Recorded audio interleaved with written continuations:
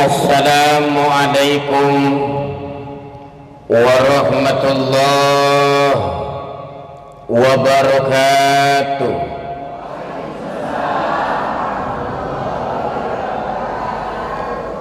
Bismillah, alhamdulillah, wassalatu wassalamu ala rasulillah wa ala alihi wa sahbihi wa mawalah, amma ba'd.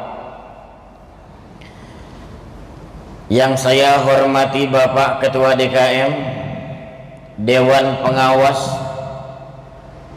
juga yayasan yang hadir pada kesempatan ini, alhamdulillah.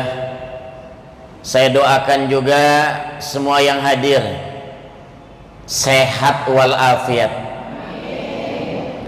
dimudahkan rezekinya, anak-anaknya sukses, dan nanti akan datang mencium tangan ibu dengan baju yang rapih. Mama, ada rezeki dari kantor, saya tidak gunakan apa-apa, bonus dari kantor, hanya satu yang saya gunakan, memberangkatkan mama dan papa ke tanah suci. Anaknya sukses tapi juga sayang sama ibunya. Izinkan nama saya Cecep Maulana. Saya biasa di Trans TV, Islam itu indah, menemani Ustadz Nur Maulana yang dikenal masyarakat jamaah. Nah, itu orangnya. Kenapa Ustadz sekarang jarang di Trans TV? Ini saya lagi safari dakwah, Bu. Ini bukan hanya di Bekasi, saya melakukan keliling di wilayah Indonesia. Saya baru selesai safari dakwah di Sulawesi, Kalimantan, Sumatera, Padang Panjang, Bukit Tinggi, Ambon, dan sekarang ada di wilayah Bekasi. Alhamdulillah. Saya akan menyampaikan topik yang sangat menarik. Namanya adalah 3 kunci meraih keberkahan rezeki. Mohon maaf ibu-ibu, metode ceramah saya agak berbeda dengan ustadz-ustadz yang lain. Jadi tolong jangan dicatat, disimpan, Bu, alat tulisnya. Jangan terlalu rajin. Emang yakin bakal dibaca?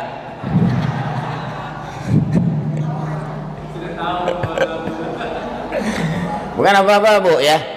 Jadi materi ceramah saya ini materinya motivasi, ya, materinya motivasi.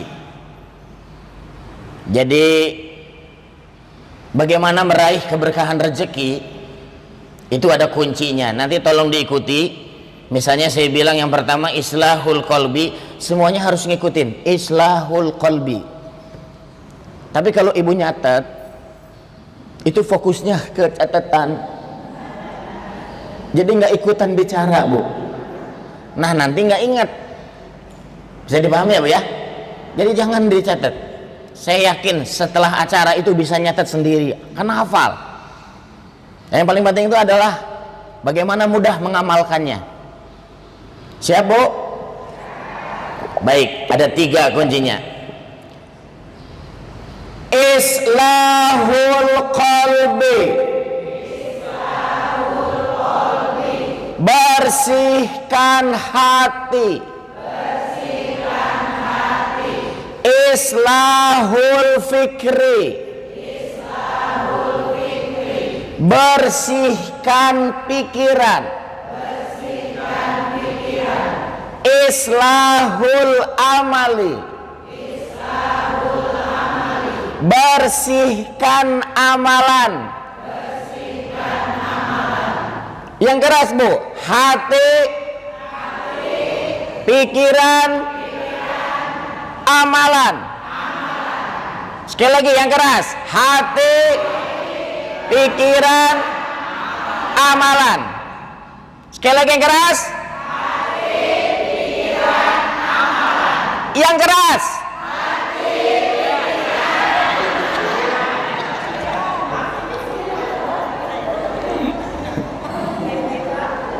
Itu yang saya maksud konsentrasi. Kenapa jangan nyatet? Padahal sudah jelas. Ini apa, Bu? Bapak barusan ngomong hati. Siap, konsentrasi. Hidup itu begitu, Pak. Kalau kita konsentrasi selamat, kalau nggak konsentrasi salah.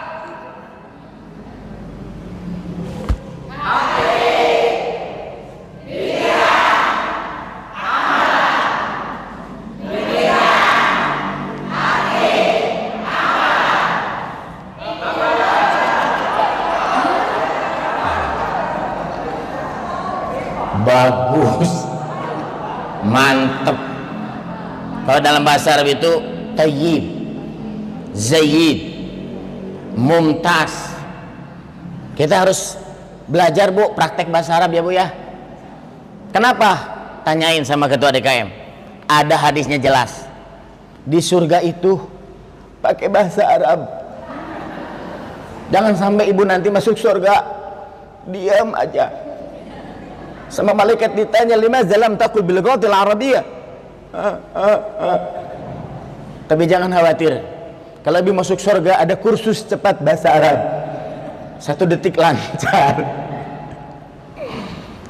Jadi yang pertama hati. Kalau ingin dapat rezeki yang berkah itu apa? Bahasanya ziyadah fil khair, bertambahnya kebaikan. Ini bapak-bapak di samping saya ini orang-orang sibuk, Bu. Tapi kenapa mau hadir sekarang? Karena apa? Berkah tuh tahu. Bertambah kebaikan. Hati-hati.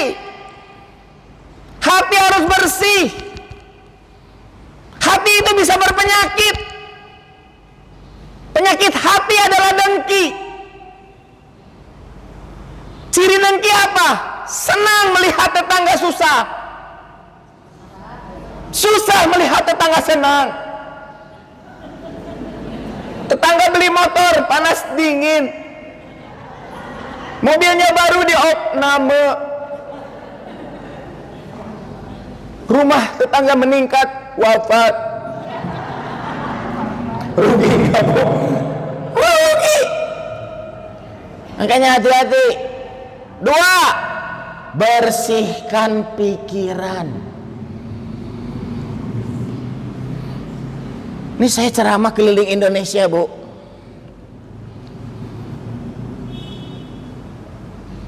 Saya sedang mencari-cari, Bu.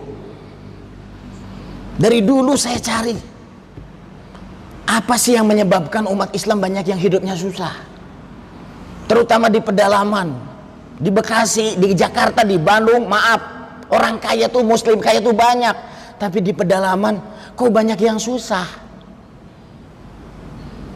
Maaf, kalau Allah berkehendak umat Islam kaya raya kun, nggak bisa ditolak tuh, pasti kaya tuh. Asalnya miskin langsung kaya. Kenapa? Karena Allah berkehendak. Berarti kalau umat Islam banyak yang susah, Allah belum berkehendak. Betul. Berarti penyebabnya ada dosanya. Nah, itu yang saya cari. Kalau umat Islam ngerti dosa ini bikin susah, saya yakin tuh Allah kasih keberkahan. Saya cari-cari, Bu. Ya saya harus mencari ke tempat yang orang-orang banyak yang susah. Ternyata begitu saya keliling Kalimantan, Sulawesi, Sumatera, Padang Panjang, Bukit Tinggi, Ambon. Ternyata, maaf, ada dosa yang mereka lakukan, dosa yang sama. Saya merenung, kayaknya ini nih penyebabnya umat Islam jadi banyak yang susah. Apa dosanya? Yaitu pelit ke masjid. Saya bukan ceritain ibu-ibu di sini, tapi di sana beda provinsi dengan sini, Bu. Maaf, Bu, ibu di sana kalau ke mall dikasih sama suami 100.000 langsung, apa kecil. Ke masjid dikasih 50.000, sampai teras masjid balik lagi. Dituker 2000-an. Bukan gara-gara soal uang, pikiran. Sok, ibu kalau ada di angkot datang pengamen, mau dikasih 100.000 enggak? Ustadz juga enggak. Kegedean, Bu. Sudah ada pikiran, betul tidak? Sudah ada di pikiran. Jangankan 103.000 aja kegedean. Itu pun nyari dulu di tas. Sudah ada rencana maksimal 2.000. Sambil nyari, mudah-mudahan ada 1.000. Ibu nggak sadar, pengamen sudah habis 3 lagu. Tadinya dia mau pulang, tapi karena ada ibu-ibu yang nyari-nyari di tas, dilanjutkan lagu keempat, dikasih 1.000. Kata pengamen, terima kasih, 1 lagu 250. Wajar pengamen dikasih 1.000, pantas pengamen dikasih 2.000. Demi Allah, masjid ini rumah Allah. Saya sudah keliling Indonesia, tapi baru pertama saya ceramah di masjid, di dalam. Tapi lihat awan. Awan, Bu. Itu nggak mungkin bikinnya 2.000. Jutaan itu, Bu. Maaf, jangan pernah, Bu, pelit sama masjid. Jadi kalau Anda mau rezeki dimudahkan, jangan pelit sama masjid. Makanya kalau mau ngecek iman Anda tuh gampang. Datang ke masjid ini dikala tidak ada 1 orang pun. Cari saja jam berapa. Beneran. Cobain, nggak tahu kapan. Pasti ada lah waktu tidak ada 1 orang pun. Dekati kotak amal. Jangan terlihat sama orang. Ambil tas, bawa yang merah 2 lembar. Jangan dulu dimasukin di lubang kotak amal, tempelin saja. Jangan dulu dimasukin. Lihat 5 detik. Itu yang merah 2 lembar bergetar. Di telinga kiri ada bisikan, ingat besok arisan. Bisa nggak jadi itu masih. Kenapa? Karena pikiran. Bersihkan pikiran. Jadi kalau pikiran kita itu, makanya hati-hati ya. Kalau Anda, saya mau nanya Pak DKM, waktu kurban kemarin ada berapa sapi di sini?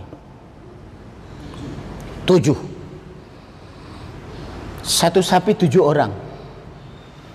7 kali 7, 49 orang. Kambing Pak DKM, ingat nggak? Kira-kira aja. Sekitar berapa gitu? 20. 49 tambah 20, 69. Hah? Oh ya. Berarti apa, Bu? Ada 69 orang kemarin yang ikut partisipasi kurban. Kenapa Ustadz sampai nanya jumlahnya berapa?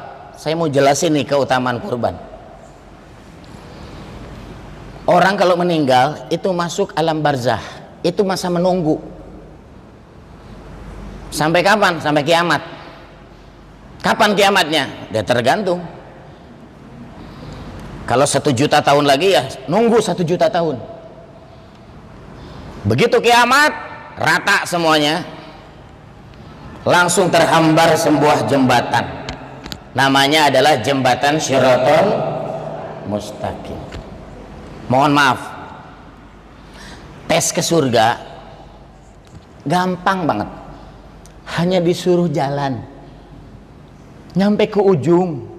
Siapa yang nyampe ke ujung masuk surga. Iya kan jembatan.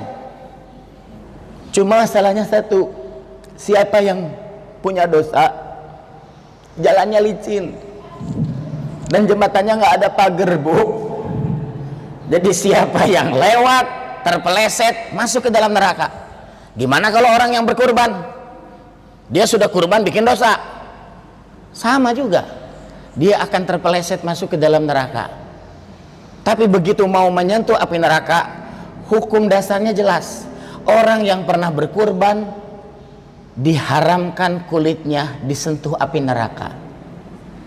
Makanya begitu dia jatuh, cahaya putih menyambar dia, sat, naik ke atas, langsung dimasukkan ke dalam surga oleh cahaya tersebut. Dia bertanya, siapakah engkau? Aku malaikat khusus menyelamatkan orang-orang yang berkurban. Tadi sudah saya tanya, di masjid ini ada 69 orang. Saya tahu, maaf, sebagian dari 69 orang sekarang hadir di sini. Walaupun saya tidak tahu namanya, tapi saya tahu dari ekspresi wajahnya. Dari tadi saja sudah, ya Allah, mudah-mudahan aku termasuk yang itu diselamatkan. Tapi saya juga tahu yang sekarang kemarin waktu kurban, sekarang hadir tapi dia tidak kurban. Pulang dari sini merenung, bener juga kata Ustadz Cecep, nanti kalau saya terpeleset dari jembatan Shirathul Mustaqim, siapa malaikat yang akan menyelamatkan saya? Mulai dia meneteskan air mata. Akhirnya besok jam 10 pagi datang ke rumahnya Pak DKM sambil bawa seekor kambing. Pak DKM kaget, Bu. Ibu, kambing siapa? Kambing saya, Pak DKM. Kenapa dibawa ke sini? Saya kan nggak beli kambing. Kemarin kan ceramah Safari Dakwah kata Ustadz Cecep, orang yang berkurban akan diselamatkan. Dan saya kan kemarin tidak kurban, Pak DKM. Tolong jangan tolak amalan saya. Tolong terima, Pak DKM. Saya ingin diselamatkan. Pak DKM pun mulai terenyuh, Bu, dan mungkin sedikit meneteskan air mata. Tapi hanya satu kata yang dikatakan DKM, telat. Orang lain sudah nyate, orang lain sudah bikin sop, ini baru datang kurban. Maaf, kami tidak bisa terima, Bu. Ibu keliling satu komplek, satu Bekasi, ke DKM, jawabannya sama, kami nggak bisa nerima, Bu. Makanya hati-hati, jangan Anda menunda-nunda amal, jangan Anda mengundurkan, nanti aja, sebentar lagi. Bersihkan hati, bersihkan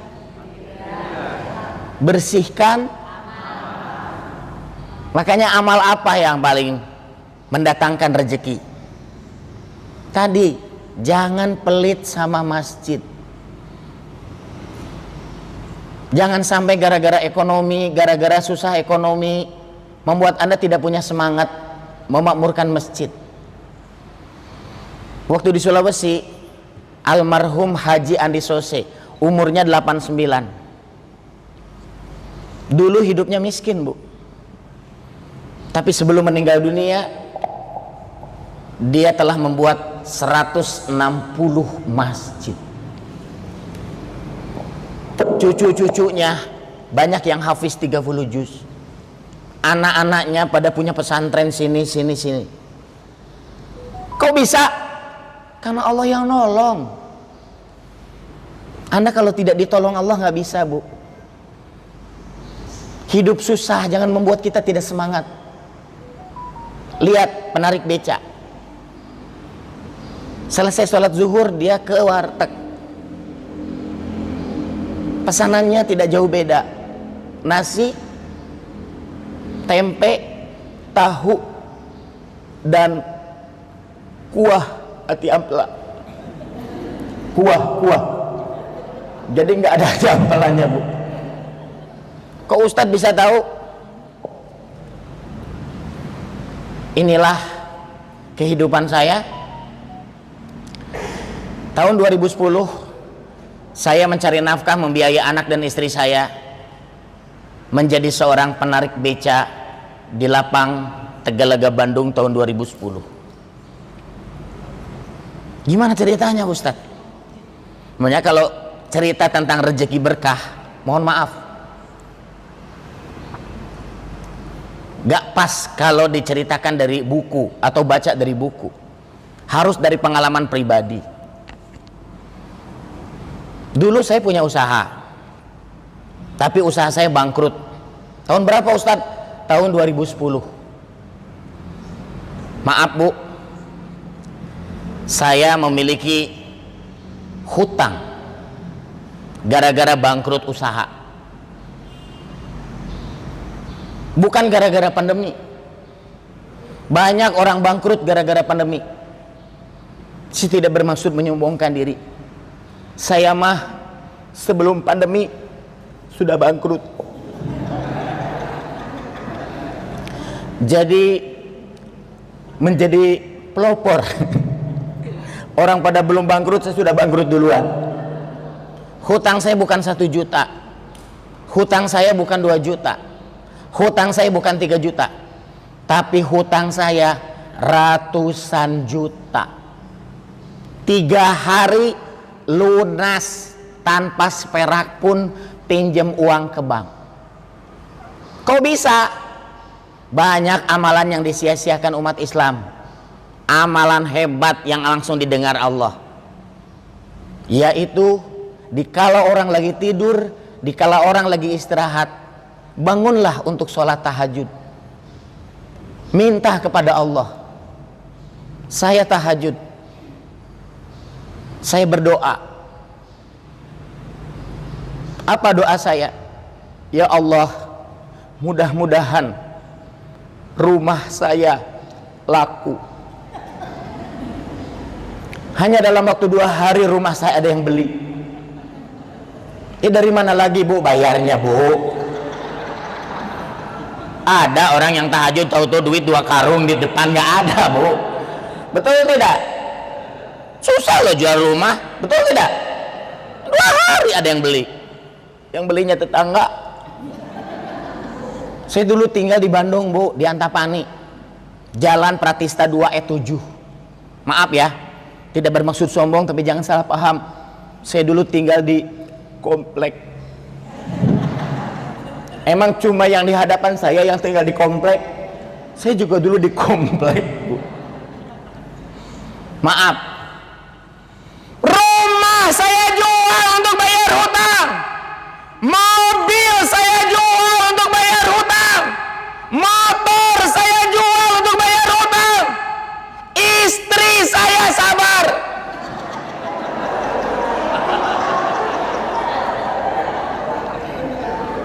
Kan saya nggak salah Bu, betul? Istri saya sabar. Masa jual gimana sih? Ini kan Ustadz Bu, masa Ustadz jual istri?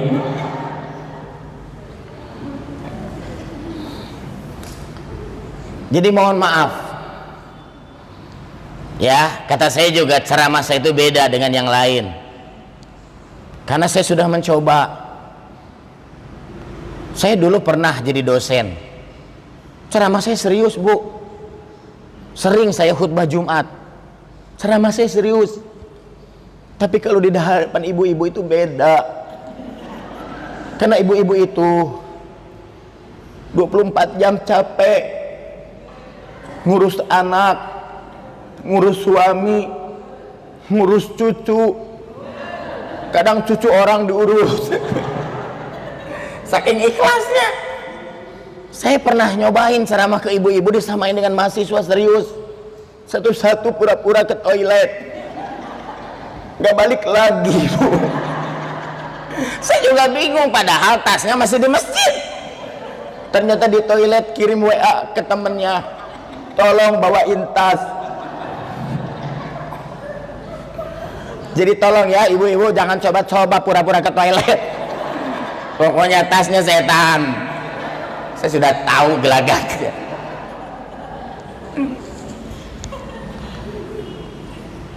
Maaf Bu, rezeki itu dari mana? Mohon maaf ya,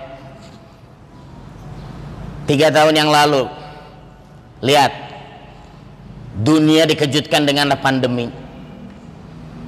Bukan hanya yang meninggal banyak, lihat ekonomi, banyak yang usahanya susah, PHK, bangkrut. Mohon maaf, banyak umat yang tidak tahu bagaimanakah nasib waktu pandemi ustadz-ustadz yang pernah tampil di TV. Saya ceritakan sekarang karena saya masuk grup. Jadi grup itu khusus, bukan jemaah, ustadz-ustadz yang pernah tampil di TV. Pokoknya kalau ada ustadz tampil di TV itu diundang langsung di grup tersebut. Wah sudah Bu, luar biasa. Sampai ada yang curhat ke saya, seorang ustadz, saya nggak bisa sebutkan namanya. Tad, tolong Tad. Kang silakan Kang, ayo ceritakan apa yang terjadi. Saya tidak pernah menyangka pandemi ini Ustaz, dalam 30 hari ada 29 acara yang membatalkan. Jadi tinggal berapa? Tinggal 1. Terus tujuan telepon saya mau apa? Mau nanya, Ustadz tinggal berapa? Ya saya jawab jujur aja, Tinggal 5. Jadwal acara saya cuma 5 dalam 1 hari. bukan sebulan Tad, bukan. Tidak ada yang membatalkan Ustaz? Gak ada. Ada, tapi langsung diganti lagi, ada yang ngisi. Maaf, 1 hari sampai 5 acara. Dia sampai kaget. Pak Ustadz, apa amalannya? Orang sedunia disusahkan ekonomi, tapi Ustadz waktu pandemi 1 hari saja ada 5 acara. Dan maaf, ini sampai sekarang. Ini 2024 tuh maaf ya, sudah penuh jadwal saya. Mohon maaf, apa amalannya Ustadz? Kata saya hanya 1 amalan saya. Ceramahnya gratiskan. Tanyain DKM, betul tidak Pak DKM? Jangan kasih saya uang, jangan kasih saya amplop, jangan transfer saya, biar Allah yang transfer. Coba, ibu mending dikasih uang, dikasih sehat. Itu jawaban bagus. Mau nggak dikasih duit 10 juta, tahu-tahu ke rumah sakit habis 20.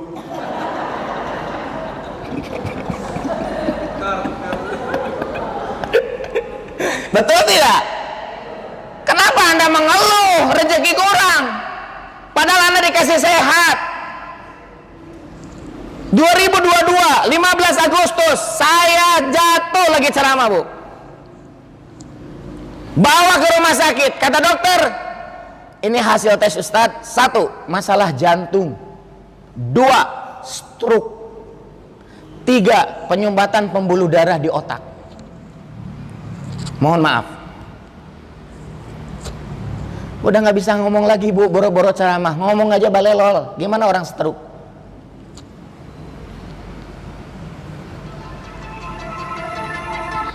Apa yang terjadi? Saya kirim WA ke kiai saya. Kiai saya ngasih satu amalan, saya amalkan. Besoknya 24 jam setelah saya masuk rumah sakit, pada asar saya masih ingat, dokter datang lagi bawa 3 hasil tes jantung, stroke, penyumbatan pembuluh darah di otak. Mohon maaf, kata dokter, Ustadz ini hasil tesnya kita lihat. Kemarin sudah saya katakan Ustadz harus istirahat 30 hari, opname, stabilkan semuanya, jadwal ceramah 30 hari, 150 acara batalkan semua. Air mata saya netes. Ya Allah, saya sudah janji sama DKM saya akan hadir, sembuhkan saya ya Allah. Akhirnya dokternya jelasin hasil tes. Kata dokter, menurut hasil tes ini juga mengagetkan saya Ustadz, sekarang Ustadz boleh pulang karena semuanya sembuh total. Siapa yang ngasih kesehatan? Apa amalan yang saya lakukan? Nanti akan saya kasih terakhir supaya penasaran. Kalau dikasih sekarang sudah tenang ibu-ibu. Jadi mohon maaf, rezeki itu bisa berupa sehat, rezeki itu bisa banyak uang, rezeki itu maaf, anak soleh saja sudah rezeki, betul tidak? Kiai saya menjelaskan ada 5 dosa penghalang rezeki. Ayo ikuti, 5 dosa penghalang rezeki. Dosa ke ayah, dosa ke ibu, dosa ke kakek, dosa ke nenek, dosa ke pasangan. Ayah, ibu, kakek, nenek, pasangan. Jadi kalau Anda masih punya 5 dosa ini, jangan harap dapat rezeki berkah. Kalau Anda sering bertanya, kenapa ya Allah saya kok nggak berangkat ke tanah suci? Saya sudah berdoa tiap sholat, berdoa tiap tahajud. Kenapa anak saya masih belum punya jodoh? Dia perempuan, umur sudah 40 tahun. Anak saya sudah nikah 15 tahun tapi belum punya keturunan. Padahal kalau Allah berkehendak dalam waktu 1 detik terwujud, betul tidak? Jadi apa dosanya? Mungkin anak ibu pernah membentak ibu. Satu bentakan, tahu nggak bu? Kalau si ibu nangis sendirian habis sholat karena bentakan dari anak, 70.000 malaikat berdoa, ya Allah anak ini tahan rezekinya. Makanya hati-hati. Kalau Anda waktu muda pernah membentak ibu Anda dan sekarang ibu Anda meninggal, itu belum beres urusan tuh. Bisa menahan rezeki Anda. Dosa ke ayah, dosa ke ibu, dosa ke kakek, dosa ke nenek, dosa ke pasangan. Hati-hati bu. Ibu jangan sembarangan bicara kepada suami. Mohon maaf, saya yakin ibu-ibu yang ada di hadapan saya ini, mohon maaf, hatinya bersih. Jawabannya salah. Saya nggak pakai mudah-mudahan. Saya memuji ibu. Kalau dipuji itu ngomongnya alhamdulillah. Karena kembalikan kepada Allah. Bu, marah nggak kalau saya koreksi? Saya betulin kesalahan, marah nggak? Tuh, calon aristokrat tuh begitu. Saya ulangi ya. Ibu-ibu di hadapan saya hatinya baik. Tapi ibu bertanya, kan tidak ada yang tahu hati manusia. Dari mana Ustadz tahu baik? Dari tanda-tandanya. Dari awal saja. Ibu itu, saya belum ceramah, ekspresi wajahnya seperti orang-orang yang senang dengan kehadiran saya. Padahal saya belum pernah traktir ibu bakso. Kalau saya pernah traktir, wajar ibu senang, betul tidak? Saya mau nanya sama ibu, tolong dijawab semuanya yang keras. Siap? Ini khusus ibu-ibu, bapak-bapak jangan jawab. Saya jegaskan ibu-ibu, beres acara. Nih saya tanya, jawabannya ada di ibu. Hanya dua yang ibu bilang, mau atau tidak. Yang keras. Siap? Beres acara. Sama ibu-ibu akan saya traktir bakso, mau tidak? Sayanya tidak mau. Tolong jangan maksa, Bu. Ibu tahu sendiri saya ceramah keliling Indonesia. Jangan ngasih apa-apa. Sekarang harus traktir bakso.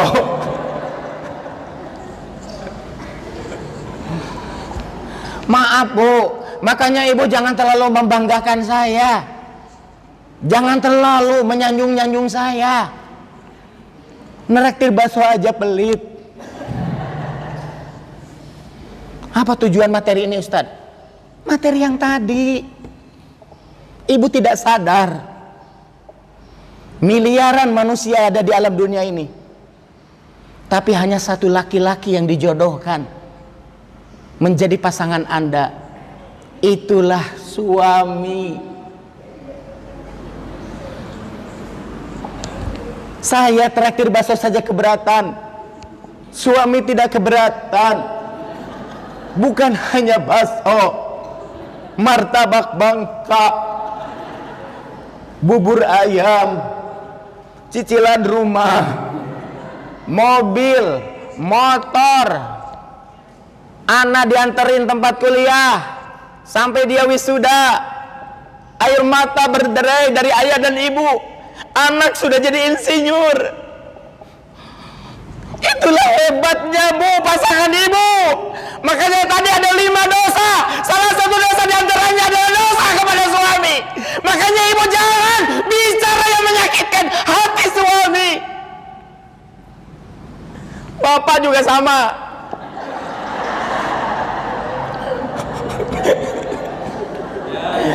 Dari tadi, bagus Tad, ibu-ibu dinasehatin. Sama. Kan pasangan itu siapa? Suami, istri.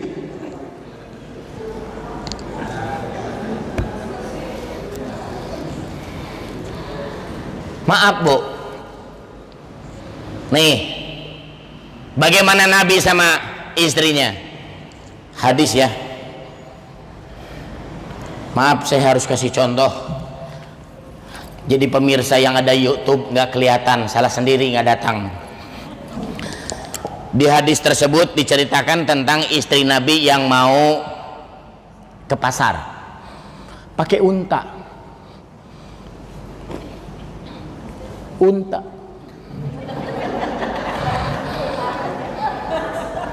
Kan harus jelas visual. Jadi istri Nabi di samping unta tapi nggak mau naik. Masalahnya apa? Bilal lupa bawain bangku. Kan unta tuh tinggi Bu, jadi nggak bisa naik, diam aja. Nabi padahal tinggal nyuruh Bu, Bilal tuh ada di situ. Orang lupa, Bilal maaf ambilin bangku, gampang. Tapi di hadis itu ceritanya nggak begitu Bu. Padahal Bilal ada di situ.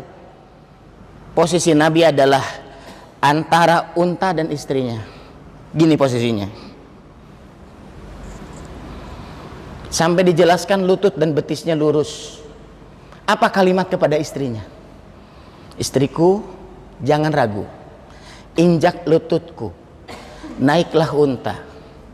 Aku sudah siapkan bantal terempuk agar perjalananmu nyaman. Ibu kalau ke pasar pakai motor, bagaimanakah posisi suami?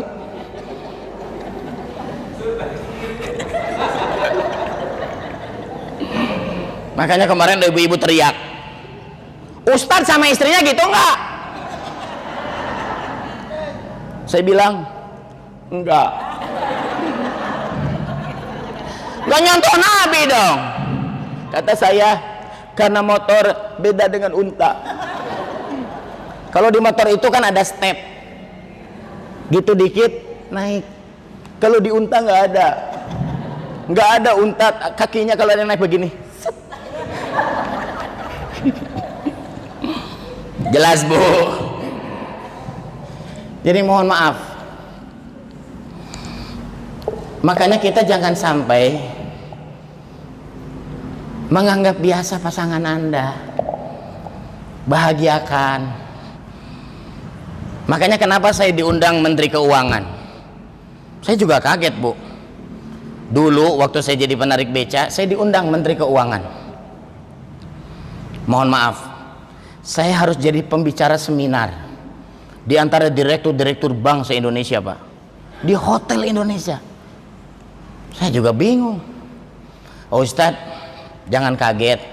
Ustadz cukup ceritakan kisah Ustadz jadi penarik beca. Kau sekarang bisa, Ustadz bisa keluar dari kemiskinan agar jadi inspirasi bagi kami. Ini yang hadir adalah pembuat keputusan soal ekonomi di negara kita Ustadz, kata Ibu Menteri. Silahkan ceritakan. Akhirnya saya ceritakan Bu. Tidak ada buku apapun yang menceritakan, karena ini khusus kisah hidup saya. Bagaimana saya keluar dari kemiskinan. Saya jadi penarik beca tahun 2010. Saya miskin tahun 2010 sampai tahun 2011. Maaf kalau saya miskin hanya setahun. Jadi ternyata dalam Islam miskin itu boleh. Syaratnya satu, jangan lama-lama. Nah kalau pengen Anda bangkrut, ditipu orang, tapi setahun bangkit, boleh ikuti cara saya. Saya dulu ngambil sebuah bambu. Istri saya sempat bertanya, ayah, buat apa bambu? Keluar dari kemiskinan. Istri saya bertanya lagi, apakah ayah stres? Tidak. Gimana caranya bambu ini jadi keluar dari kemiskinan? Jadikan bambu ini celengan. Tiap hari saya narik beca, setengah hasil penghasilan masukin celengan. Jadi uang kalau tidak disisihkan tuh habis, betul tidak? Masukkan situ. Itu sudah ada niat. 2,5% harus keluar zakat mal. Jadi ternyata, mohon maaf, satu amalan yang dilupakan orang, yang membuat rezekinya tidak pernah berkah, adalah dia melupakan zakat mal. 2,5%. Ibu bayangin Bu, 2,5%. Semua orang yang mengaku beragama di Indonesia itu harus bayar rutin. Dan dari semua agama hanya Islam yang paling murah, 2,5%. Agama yang sebelah sana 10%. Agama satu lagi 20%. Makanya mikir kalau mau pindah agama. Kita paling murah. Pikiran, betul tidak? Ubah cara berpikir Anda. Mohon maaf. Bagaimana saya keluar dari kemiskinan? Saya ngambil bambu. Tiap narik beca setengahnya masukin celengan. Di bawah bambu ada tulisan pakai spidol permanen, tanggal dibuka. Saya bilang sama istri, malah ini tanggal di bawah ini adalah tanggal 1 tahun dari sekarang. Bukalah celengan ini sesuai tanggal tahun depan. Mama jangan coba bujuk-bujuk ayah membuka sebelum tanggal ini. Bagaimana? Setuju tidak dengan usulan ayah mama? Kata istri saya, apapun yang ayah usulkan selama di jalan Allah, insya Allah akan mamah taati. Mohon maaf Bu, sebulan, 2 bulan, 3 bulan, 4 bulan, 7, 8, 9, 10, 11, 12, pas 1 tahun Saya masih ingat sholat berjamaah maghrib dengan istri. Setelah sholat saya zikir, saya lihat ke belakang. Maaf, istri saya masih zikir bu, memejamkan mata, pegang tasbih. Saya tanya, Mama, tahu tidak hari ini hari apa? Dia masih memejamkan mata. Dia jawab, hari buka celengan. Ternyata sama duit mana lupa bu. Padahal masih zikir loh bu. Sebelumnya subhanallah, subhanallah. Itu kalau zikirnya pelan pak, subhanallah, subhanallah. Tapi pas saya tanya, hari buka celengan. Saya ke dapur ngambil golok. Ini anggap nih bambu ya, dibelah, tak beli gua.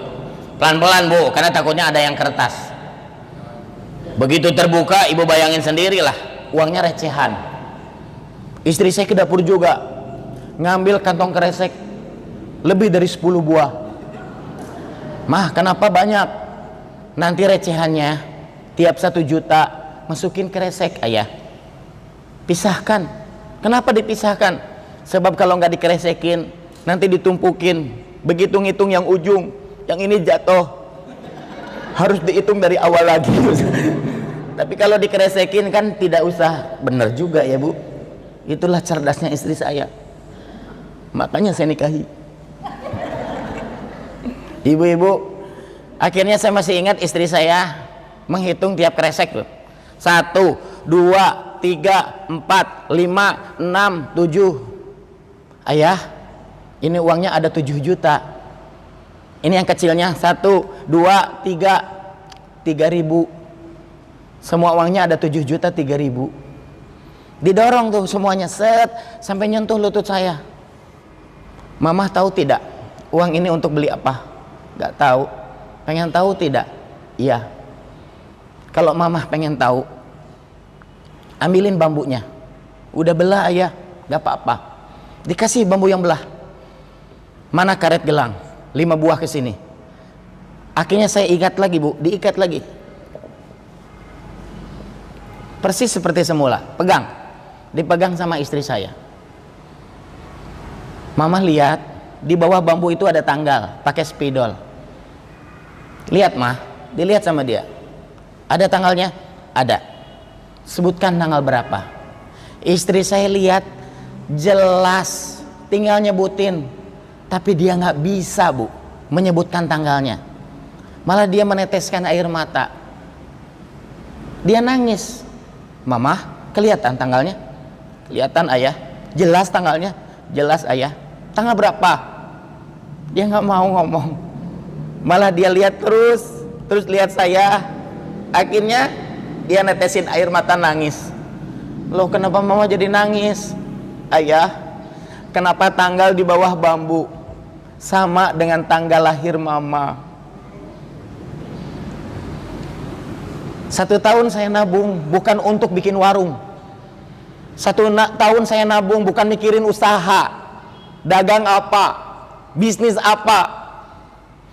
Hanya satu yang saya pikirkan, uang yang ada di celengan itu adalah untuk membelikan sesuatu yang sangat diinginkan oleh istri saya. Jadi mohon maaf bu, ternyata kunci keberkahan rezeki adalah sehebat apa Anda melakukan pengorbanan untuk pasangan Anda. Kalau Anda begitu mudah menyakiti hati pasangan Anda, kalau Anda begitu mudah mengatakan sesuatu yang membuat dia menangis, bagaimana mungkin Allah akan memberikan keberkahan rezeki? Dosa ke ayah, dosa ke ibu, dosa ke kakek, dosa ke nenek, dosa ke pasangan. Maaf, kakek dan nenek, tidak sembarang orang bisa mendapatkan gelar yang namanya kakek dan nenek. Allah panjangkan umurnya sehingga dia memiliki cucu. Hanya kakek dan nenek yang paham bahwa cinta kepada cucu akan mengalahkan cinta kepada anak. Maaf bu, anak minta kadang nggak dikasih, apalagi dia udah punya kerja.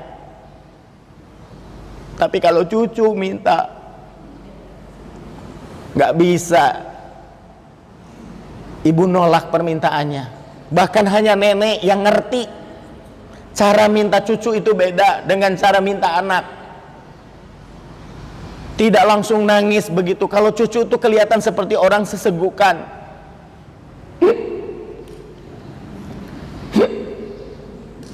Semuanya pada nyiapin mau ngambil air minum, padahal si cucu bukan mau minta minum.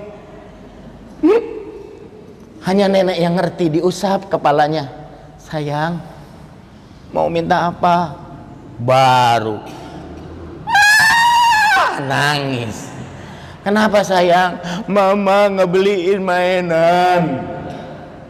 Langsung apa kata neneknya? Shh, jangan ngomong mama. Berapa harga mainannya? 50.000. Langsung dikasih uang 50.000 dari tempat persembunyian yang KPK saja tidak tahu.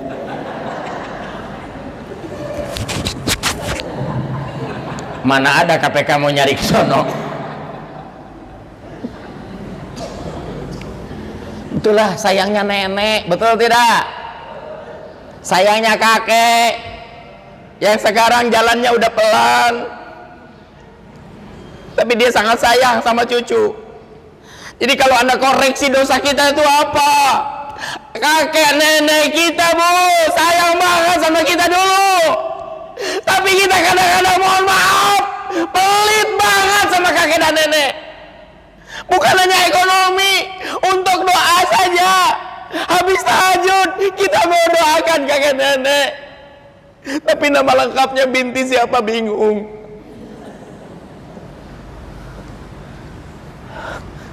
Ayah dan ibu minjem uang ke tetangga tuh malu, tapi buat anak beli seragam, dia keliling ke 5 tetangganya, boleh pinjam nggak 300.000 untuk beli seragam putra saya.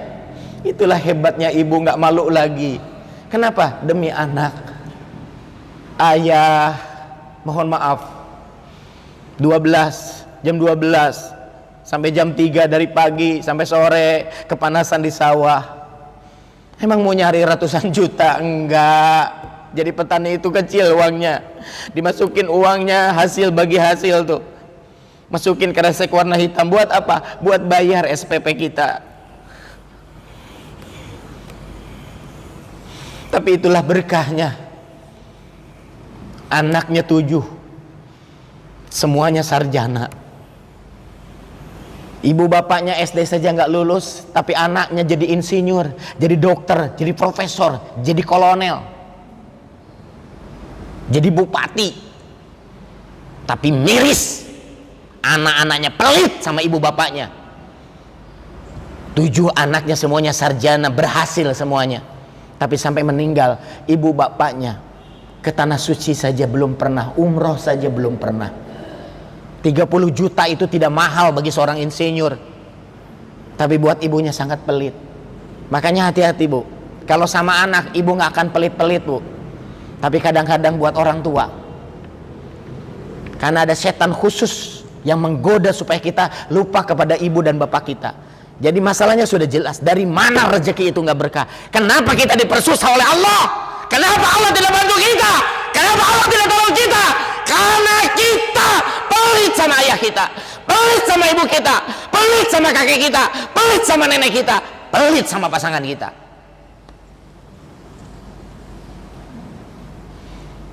Kalau kita sudah punya niat yang hebat di hati kita,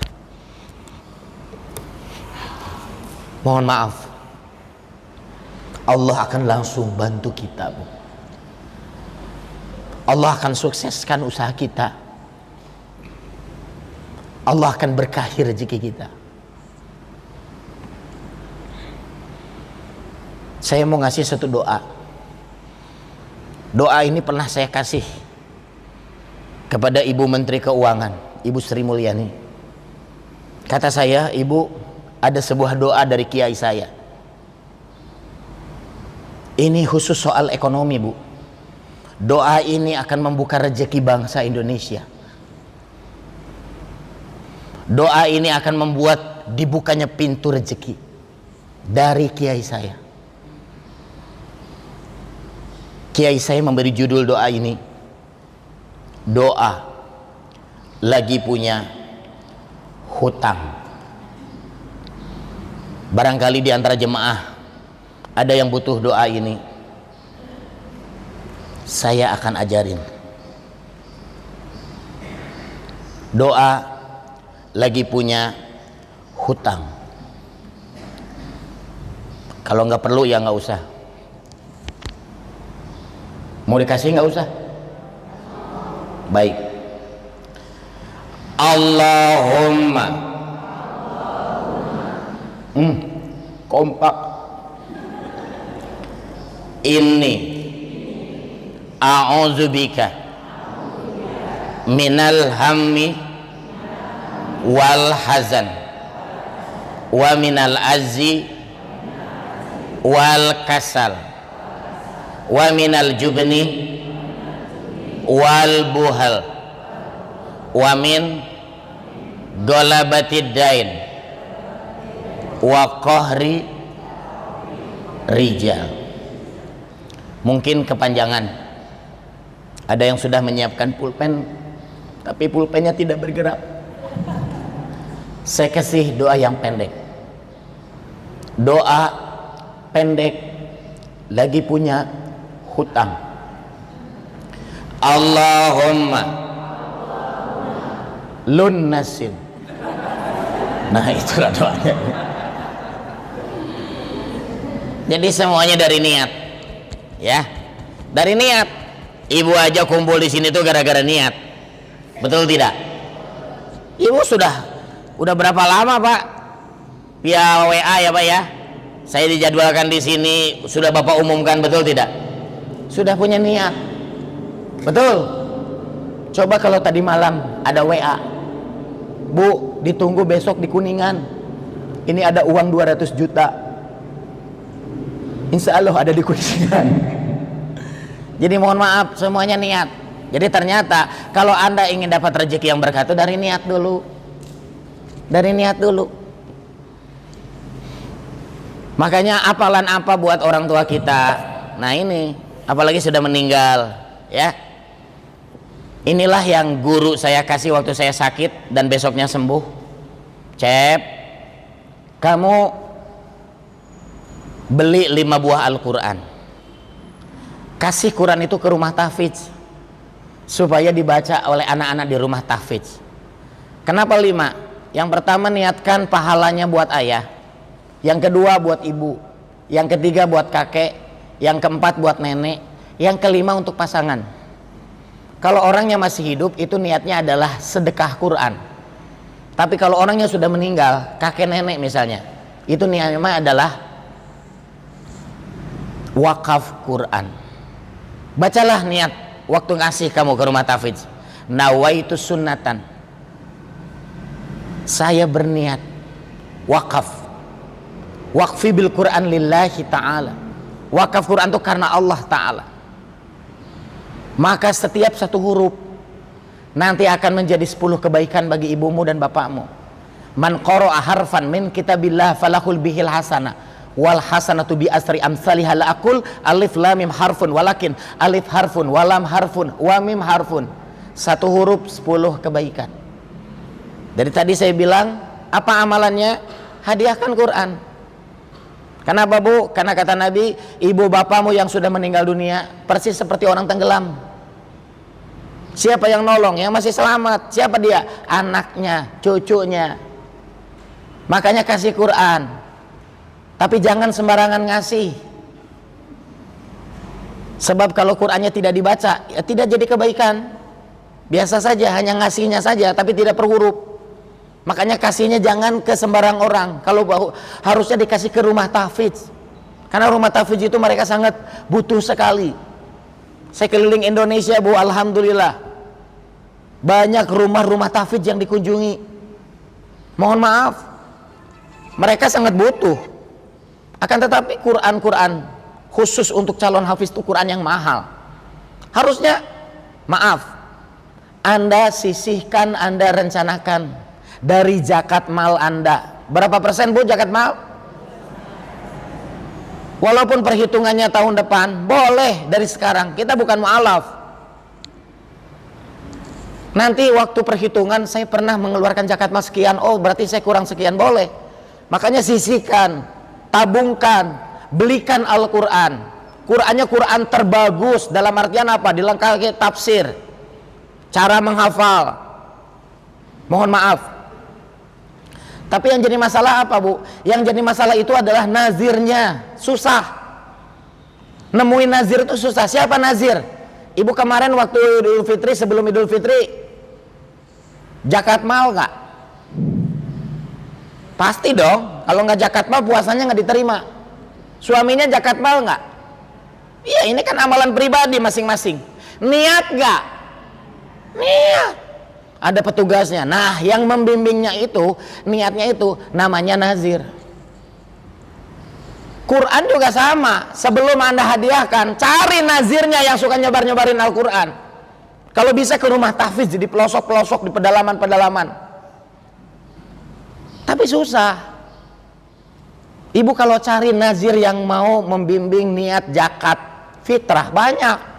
Di masjid apapun ada.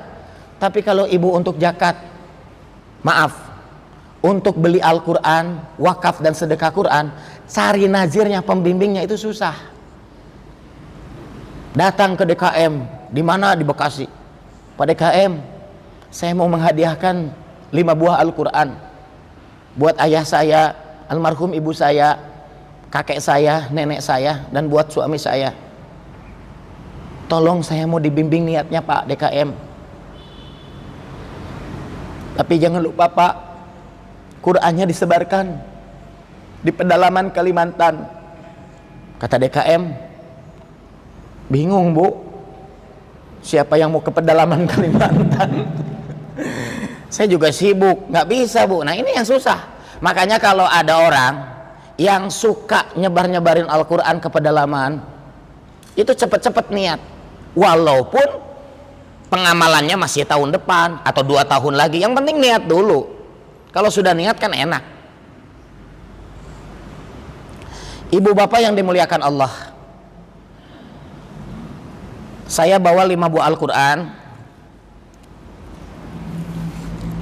saya hadiahkan untuk masjid ini, masjid raya ini. Ini bukan Al-Quran sembarangan Bu. Ini Quran yang boleh dikatakan lengkap. Ini Quran untuk calon-calon hafiz.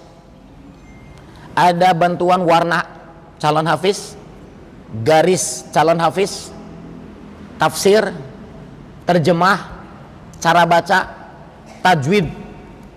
Ini Qurannya kecil Bu, tapi lengkap, komplit. Makanya huruf Qurannya kecil-kecil.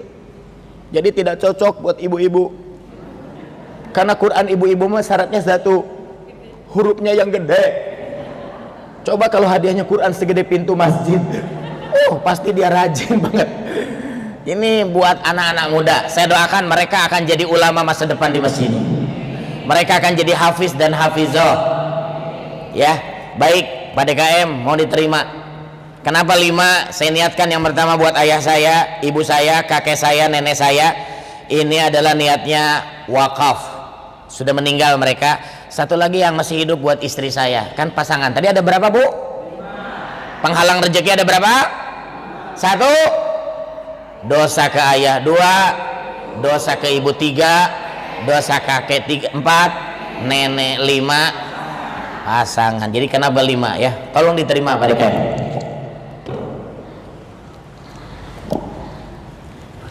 Terima kasih Pak Kiai. Saya serahkan 5 buah Al-Quran. Saya doakan mudah-mudahan lahir di masjid ini nanti hafiz dan hafizah. Amin. Lahir di masjid ini ulama-ulama cerdas hebat di masa depan. Amin. Takbir. Allahu Akbar. Takbir. Allahu Akbar. Takbir. Allahu Akbar. Terima kasih. Ya, Pak, sedikit Pak. Alhamdulillah, terima kasih kepada guru kita yang sudah menginfakkan Al-Quran ini. Mudah-mudahan apa yang beliau berikan ke masjid ini diterima oleh Allah Subhanahu wa Ta'ala. Dan kita doakan kepada Pak guru kita diberikan kesehatan, istrinya juga diberikan kesehatan, dan keluarganya keluarga yang barokah. Terima kasih Pak Ustadz, sekali lagi kami atas nama pengurus DKM dan jamaah Masjid Raya Jatimulya sekali lagi mengucapkan terima kasih. Assalamualaikum warahmatullahi wabarakatuh. Ibu-ibu, alhamdulillah, mohon dukungannya. Saya di media sosial punya Instagram, namanya adalah Safari Dakwah UST Cecep. Diikuti Bu, Safari Dakwah, silakan. UST Cecep. Saya lagi ya, Safari Dakwah UST Cecep. Jadi mohon maaf karena pendukungnya kurang, tolong di follow. Yang punya HP silahkan dibuka HP-nya, langsung ke Instagram. Yang punya buku, yang punya kertas, ditulis Bu, Safari Dakwah. Jadi ke Instagram, ketik ya di bagian carinya Safari Dakwah UST Cecep ya. Bapak-bapak juga sama. Mohon maaf, tolong yang sudah follow angkat tangan. 1, 2, 3, 4. Bu, di follow Bu, ada ikuti di situ. Cuma 4 orang. 5. Tulis aja Bu di kertas ya, di buku, atau diingat nanti kalau pulang ke rumah bilang sama anaknya, sayang ke Instagram follow 7 orang, 8 orang, 9 orang, 10 orang, 11 orang. Bapak-bapak ketemu Pak, tolong dibantu Pak. Safari Dakwah UST 12. Ya, kenapa saya harus begitu Bu? Karena disitulah kegiatan saya diumumkan ya. Termasuk adalah, mohon maaf, waktu saya safari dakwah keliling Indonesia, alhamdulillah bukan hanya memberi semangat kepada jemaah-jemaah, tapi juga saya kunjungi rumah-rumah tahfidz dan saya kasih Al-Quran ke rumah-rumah tahfidz tersebut.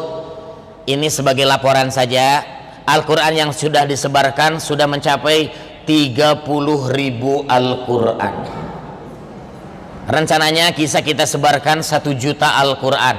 Ini khusus ke santri rumah tahfidz. Apa yang terjadi Ustadz? Rencananya apa? Kalau sudah 1 juta Quran ke rumah tahfidz, insya Allah 10 tahun yang akan datang di Indonesia akan lahir 1 juta hafiz 30 juz. Dan mereka akan jadi tentara, polisi, bupati, gubernur, menteri. Bahkan saya optimis 10 tahun akan datang presiden yang terpilih adalah presiden hafiz 30 juz. Minimal tuh kalau presidennya hafiz 30 juz, ada rasa takut sama neraka. Kenapa banyak korupsi? Bukan gara-gara nggak punya duit, gara-gara tidak takut sama neraka. pernah di Gambir seorang pemuda nemuin koper yang ketinggalan. Koper itu jatuh, bukan pakaian Bu, isinya uang 100 ribuan, totalnya 2 miliar. Tapi sama sekali dia tidak tertarik. Dilaporkan ke polisi tas koper tersebut. Wartawan tanya, padahal Anda kalau ambil, Anda lari, Anda dapat uang 2 miliar. Apa jawaban pemuda itu? Ini bukan uang saya Pak, 1 lembar saja saya ambil, saya akan masuk ke dalam neraka. Ternyata pemuda ini hafiz 5 juz Al-Quran, tiap pagi ngafalin Al-Quran. Jadi inilah yang dibutuhkan bangsa ini Bu. Kita harus persiapkan ya, pemimpin-pemimpin di masa depan itu hafiz. Makanya rencanakan di masjid ini ya, agar nanti lahir hafiz-hafiz baru, hafizoh baru. Itu harus didukung. Kalau cuma DKM yang punya ide nggak bisa, semuanya harus mendukung. Kalau perlu datangkan kiainya yang hafiz 30 juz. Tuh lihat ibu di Masjidil Haram, suka ada tuh mereka ngumpul di tes langsung Quran, Masya Allah ya. Ini harus direncanakan, betul tidak ya? Dan alhamdulillah salah satu rencana tersebut adalah saya sudah punya tim di Sulawesi, Kalimantan, Sumatera, Padang Panjang, Bukit Tinggi, Ambon. Jadi bagi jemaah ada yang mau mengeluarkan zakat mal, boleh nggak dijadiin Quran? Boleh, karena ada 8 golongan. Salah satu diantaranya Ibnu Sabil di jalan Allah. Jadi kita bisa belikan sebagian zakat mal kita, beliin Al-Quran, nanti Al-Qurannya sebarkan ya di pedalaman-pedalaman seluruh Indonesia. Saya sudah punya tim. Jadi bagi Anda yang mau niat, ada rencana, saya sarankan niatnya buat ayah Anda dulu, ibu Anda dulu, kakek Anda dulu, nenek Anda dulu, pasangan Anda dulu. Niatkan 5. Lebih boleh ya, kurang juga nggak jadi masalah. Maaf, berapa harga Al-Qurannya Ustadz? Saya kemarin baru kirim ke NTT Bu, 5 dus Quran, ongkos kirimnya 5 juta. Jadi yang mahal itu ongkirnya Bu, bukan hanya harga Qurannya. Jadi berapa harga Al-Qurannya Ustadz dengan ongkir? Sudah saya perhitungkan, satu Quran itu harganya 190.000 rupiah, sudah termasuk ongkos kirim. Kalau Anda tidak punya uang sekarang, boleh dibayar tahun depan. Kalau Anda masih belum ada uang, itu boleh 2 tahun lagi. Yang penting niat dulu aja dengan saya. Kalau ada rezeki, laksanakan. Kalau belum ada rezekinya, dibatalkan, gak apa-apa. Karena niatnya nawaitu sunatan waqfi bil Quran lillahi ta'ala.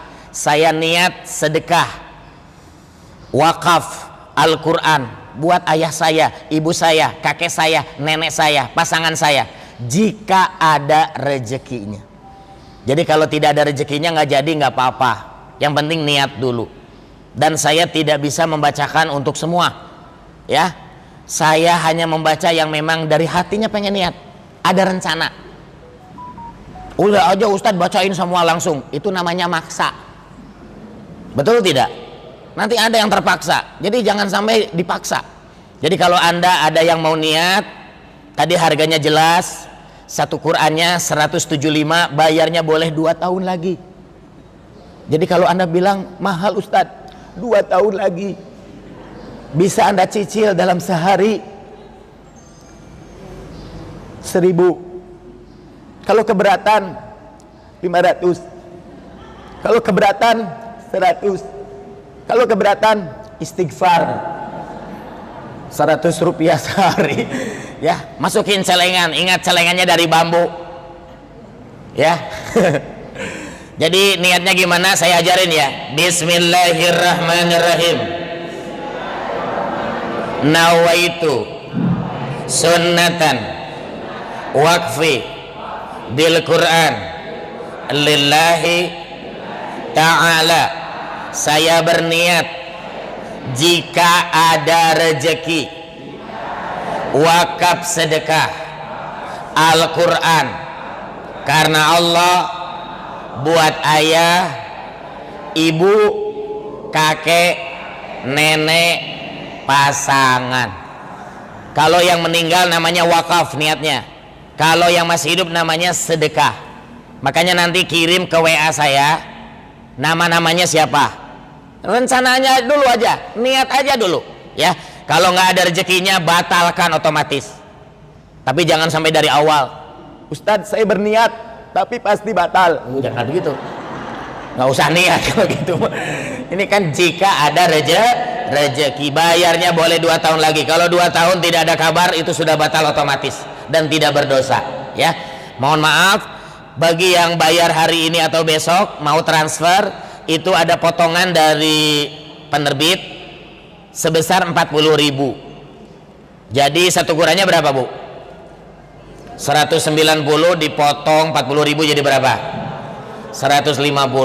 Kalau 5 orang 150 dikali 5 itu 750.000. Dari mana bayarnya? Niatkan dari zakat mal Anda ya. Jadi kalau Anda niatkan buat zakat mal, nanti kalau akhir tahun Anda ngitung, oh zakat mal saya ternyata 1 juta, ya sudah tinggal 250 lagi. Bisa dipahami enggak? Ya. Dan tidak harus 5 orang ya. boleh enggak 10 orang? Boleh. Boleh niatkan buat cucu Anda. Bukan hanya nama nanti yang dikirimkan ke WA saya, 1 hajat. Ya. Karena ini pengalaman saya dulu. Saya berdoa niat wakaf 5 Quran, hajat saya hanya 1. Ya Allah, sembuhkan saya. Saya ada acara besok dan bulan-bulan ke depan. Langsung besoknya maaf, 3 penyakit berat saya disembuhkan Allah. Ibu kalau baca WA saya dari jemaah-jemaah yang pernah wakaf ke kita, Ustaz, saya nggak nyangka anak saya diterima di ITB, anak saya diterima di Fakultas Kedokteran, anak saya jadi polisi, anak saya lulus jadi tentara, anak saya alhamdulillah dapat promosi dari kantornya. Siapa yang ngasih rezeki, Bu? Ya, jadi silahkan bagi Anda yang mau berniat, tadi sudah jelas, sok niat. Nanti yang mau berniat akan mendekati saya, mengelilingi meja ini, pegang meja ini, yang di belakangnya megang pundaknya, lalu berniat. Yang tidak maaf tertarik ya cukup di tempat seperti itu aja, ya. Jadi saya akan tanya sekali lagi, niat tidak ada rezeki, nggak jadi, nggak dosa, nggak apa-apa. Dan ini maaf ibu-ibu dan bapak-bapak. Jadi kalau bapak-bapak nanti sebelah sini, ibu-ibu di sebelah sini, ya. Saya mau tanya, karena tadi saya bilang mencari nazir atau panitia yang akan membacakan niat itu susah. Ini kesempatan, jangan sampai mohon maaf terlambat. Kalau kata DKM yang kurban tadi, telat. Jangan sampai ibu niat saya sudah di Sulawesi. Yang mau dibantu dibacain niat, angkat tangan. 1, 2, 3, yang tinggi Bu. 4, 5.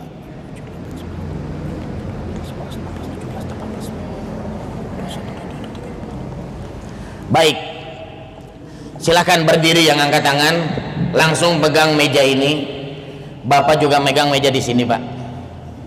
Yang di belakangnya duduk Bu, duduk Bu. Nah,